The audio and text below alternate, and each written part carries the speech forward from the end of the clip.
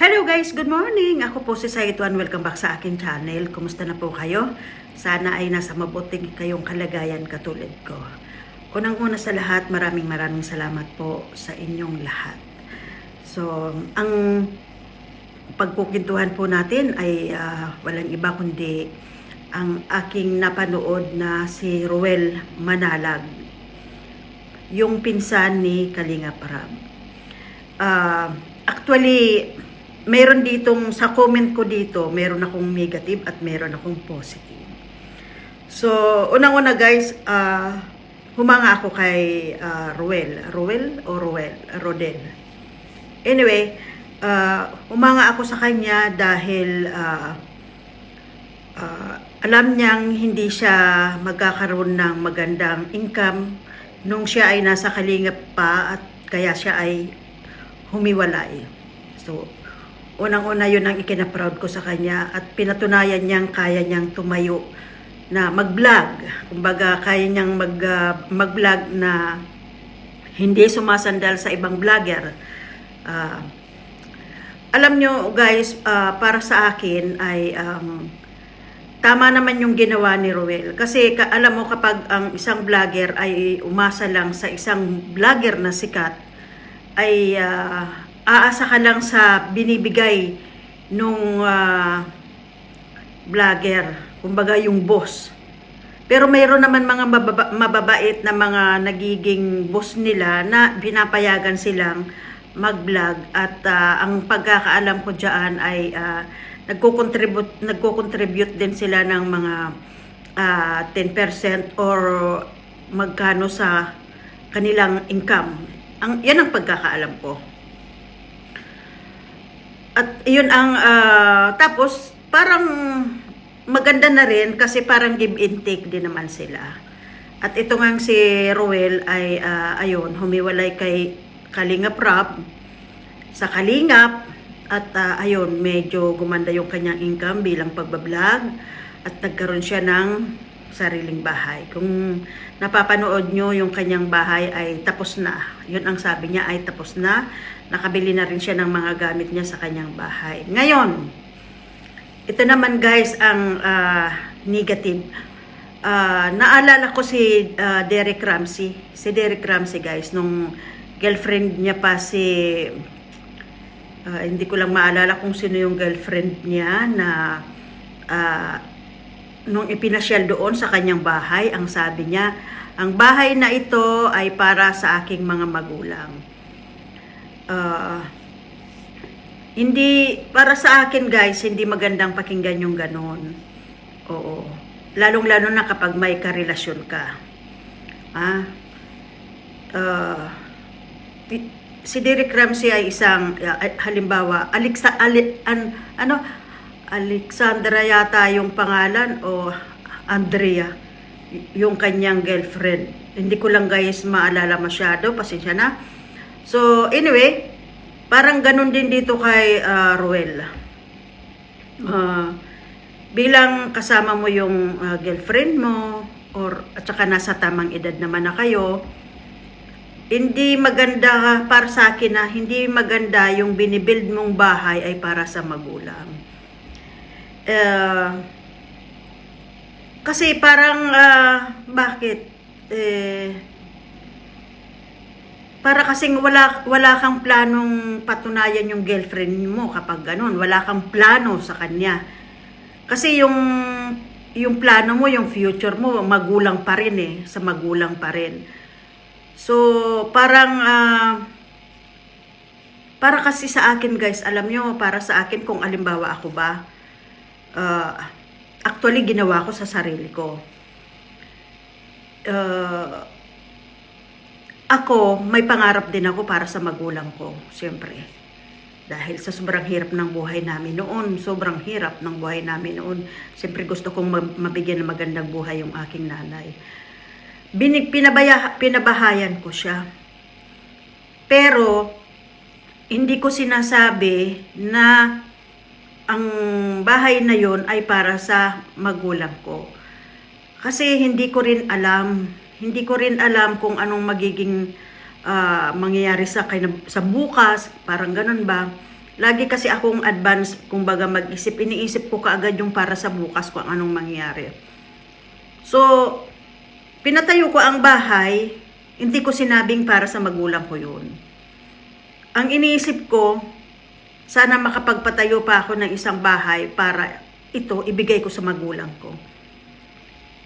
Kasi hindi kasi guys maganda yung may karelasyon ka, isasama mo siya sa pangarap mo, tapos yung sa huli pala, yung ipapatayo mong bahay ay para doon sa magulang. Hindi maganda. Siyempre, bilang girlfriend, magdadamdam. Ang balita ko, nag-break na sila. Oo. Kayo guys, ano sa opinion nyo tungkol dito? Kung halimbawa, mayroon kayong girlfriend or boyfriend at mayroon kayong pangarap din sa magulang nyo, ano ang inyong magiging ano ang inyong gagawin? Katulad rin ba nila na itong bahay ko, pinapagawa ko to para sa mga magulang ko? Oh. Papaano yung iyong future wife kung sakali? Oo. Alam mo kasi guys, para sa akin lang, halimbawa, yung magulang ko may bahay. Siguro ipaparenovate ko na lang yung bahay ng nanay ko. Kung meron silang bahay, halimbawa, ipaparenovate ko yun. Ngayon, yung magulang ko doon sila titira. Ngayon, yung pinapagawa kong bahay, yun ang para sa aking future, para sa aking magiging pamilya, ganyan. Kasi, mahirap guys yung mag-aasawa ka tapos kasama mo yung magulang mo sa isang bahay. Mahirap kahit gaano pa kabait ang magulang, mahirap na mahirap pa rin kapag nagsama-sama kayo sa isang bahay. Oo. Dahil naranasan ko yan eh. At saka hindi lang ako nang nakaranas, marami. Mas ginugusto nila ang kahit magbarong-barong sila ng bahay basta nakabukod sila ng tirahan. Yun ang karamihan na nakikita ko. Ako, yung binan ko guys, sobrang bait ng binan ko. Sobrang bait. Kahit ibang lahi siya, napakabait niya sa akin. Pero hindi pa rin ako komportable. Kasi sumama rin ako, tumira din kami sa kanila ng ilang buwan nga lang yun. Pero hindi ako komportable.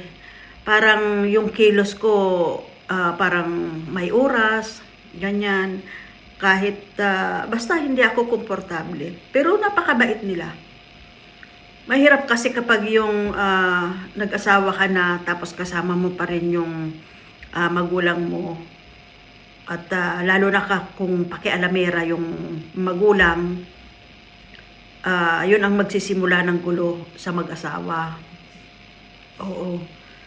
Kaya ito yung hindi ko nagustuhan sa kay Ruel. At palagi niyang sinasabi na itong bahay na to para sa magulang.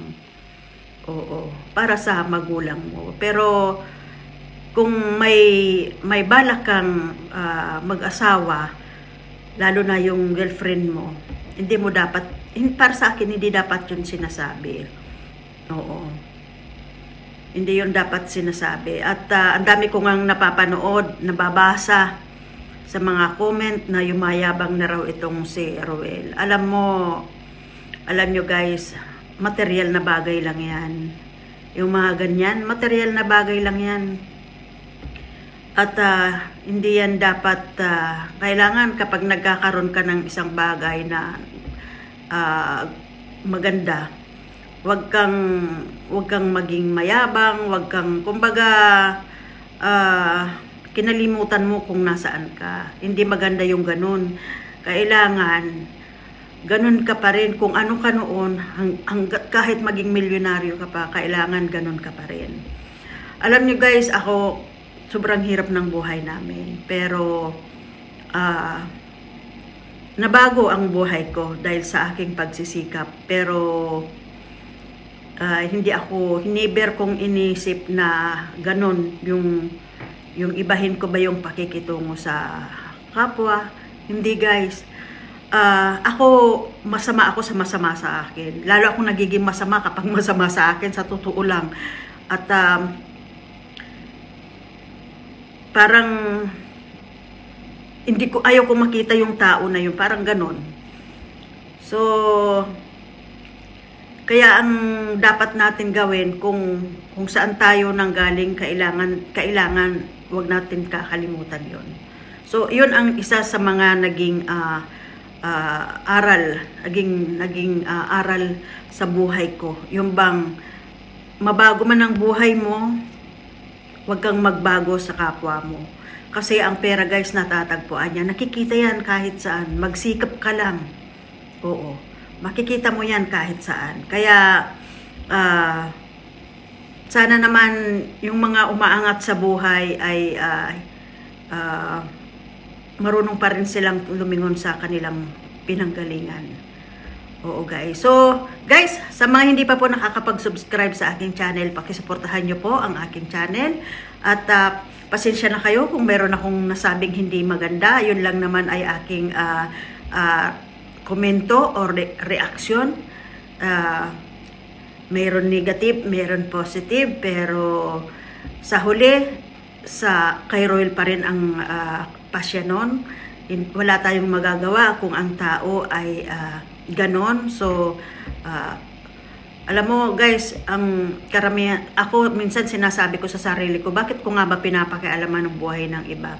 Ako naman ay gumagawa lang ako ng reaction video. Kumbaga, umaano lang tayo dito sa social media, pero iniiwasan kong makapanakit o magsalita ng hindi maganda sa kapwa ko. Iniiwasan ko yon, pero minsan siguro meron din akong nasasabing hindi maganda. So, pasensya na kayo. So, anyway guys, pakisuportahan nyo po ang aking channel. Maraming salamat po sa inyong lahat. At sana sa mga hindi pa nakakapag-subscribe sa aking channel, pakisubscribe nyo po at pakipindot nyo po ang bell button para po updated po kayo sa mga videos na i-upload ko. Thank you so much. See you on my next video guys. Bye-bye.